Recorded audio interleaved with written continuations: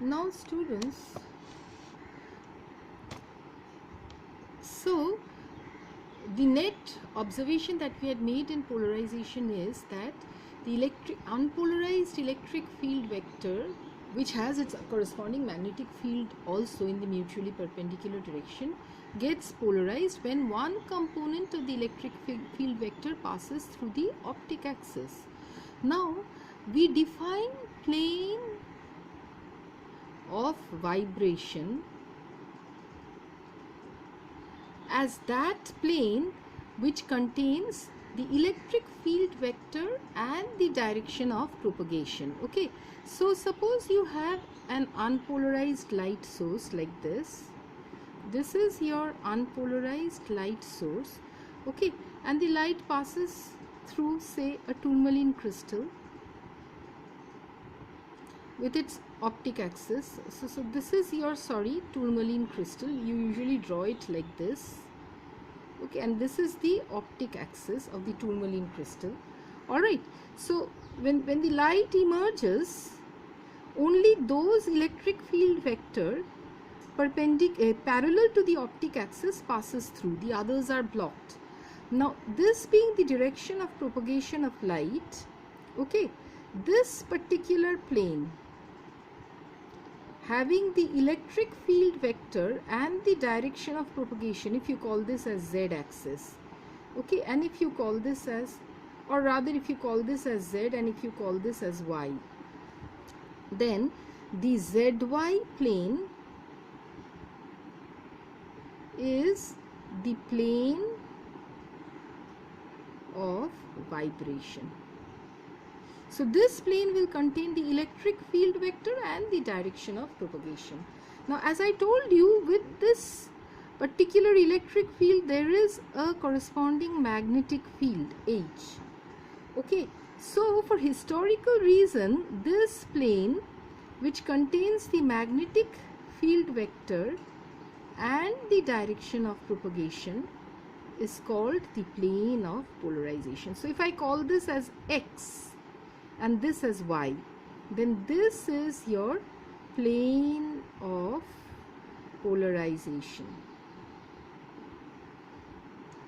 Alright, so basically you have your plane of vibration and your plane of polarization.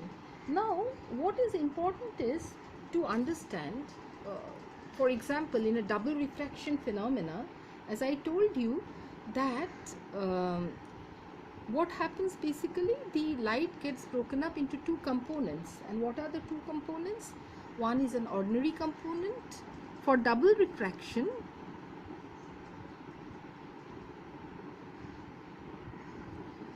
light has two components. You have O ray, which obeys Snell's law, and you have obeys Snell's law, and you have E ray, which does not obey Snell's law, does not obey Snell's law. Okay, now basically, therefore, what we can say about the properties of the ordinary ray and extraordinary ray: the ordinary ray, it obeys the conventional laws of refraction, and the extraordinary ray does not obey the conventional law. It also means that the ordinary ray travels with the same velocity. The O ray travels with the same velocity in all directions of the crystal, with the same velocity in all directions within a crystal. Okay, but the E ray, well, for an E ray, what is it that we have observed? Travels with different velocity in all directions. Different velocity in all directions. And that is the reason when I gave you the experiment of that dot, you make a pen dot and you place a crystal, and then if you rotate the crystal, you will see two dots. One dot is for O ray and the other for E ray. When you rotate the crystal, one of the dot will rotate because the velocity changes. Okay. So if it happens, if for an E ray, if it travels along the optic axis, then its velocity is same as the O ray. But in all the other directions, the velocity of the E ray is different. Okay. Now, because the velocity of the O ray is same in all directions, the refractive index is constant. It follows Snell's law. Whereas for E ray, the refractive index keeps on changing. Now, because of this change of the refractive index of E ray, sometimes the refractive index is greater than the O ray, and sometimes the refractive index is less than that of the O ray. So, well, therefore, you have your positive crystals,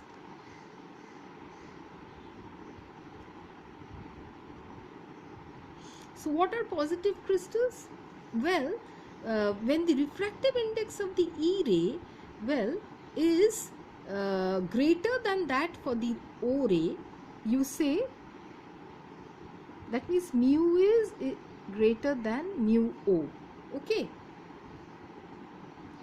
We say that the crystals are positive crystals and you have negative crystals. What are the negative crystals? When mu E is less than mu O. Okay. So, well, therefore, here in both these crystals that you have, where you see birefringent, you have two principal refractive index, one indices, one corresponding to O ray and the other corresponding to E ray. Okay. So, if you have two principal refractive indices, then mu O you will define as equal to C by velocity of light in vacuum by velocity of light in the crystal. Velocity of light in vacuum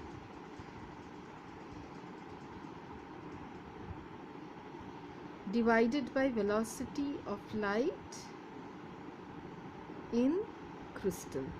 Okay. And what is mu E? Mu E is C by VE. Same. Velocity of light in vacuum by the velocity of the E ray in crystal. Velocity of light of O ray in crystal. And over here also, this velocity of light in vacuum divided by the velocity of E ray in crystal. Velocity of light in vacuum divided by velocity of E ray in crystal. Okay. So, well,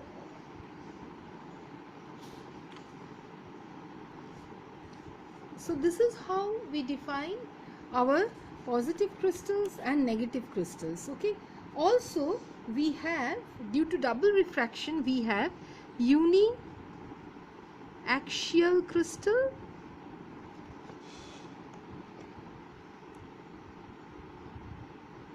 and biaxial crystal. Okay. So, what is a uniaxial crystal? Well, calcite, quartz, etc., they are called uniaxial crystal. Well, in case of uniaxial crystal, one of the refracted ray is a ordinary ray, okay, and the second one is an extraordinary ray. But in case of biaxial crystal, both the refracted rays are extraordinary ray. Okay, so what are the examples for uniaxial crystal? Well, uniaxial crystals are calcite, quartz, they are all your uniaxial crystal. And what are your biaxial crystal? Well, mica, gypsum, they are your biaxial crystals. So again, once more, before we stop the class, for uniaxial crystal we have both ordinary, and both the rays are ordinary. One of them is an ordinary ray and the other is an extraordinary ray, whereas for biaxial crystal both the rays are extraordinary rays. Okay, so usually we study with the uniaxial crystal. So maybe on Tuesday we'll be doing Malus law. The important thing to tell you all is that well, we'll not be having any test on Monday because many students might not be having their net facilities well. Another thing is that because many students did not have their net well for this week, we'll not have the test next week. We'll have the test in the 4th week. Okay, so when everyone will be available, and because I was thinking of doing lottery in your test, so maybe we'll take the test as per the groups. Alright, the way the groups have done their tests, we'll do it in that manner. Okay, so let's stop over here. Thank you.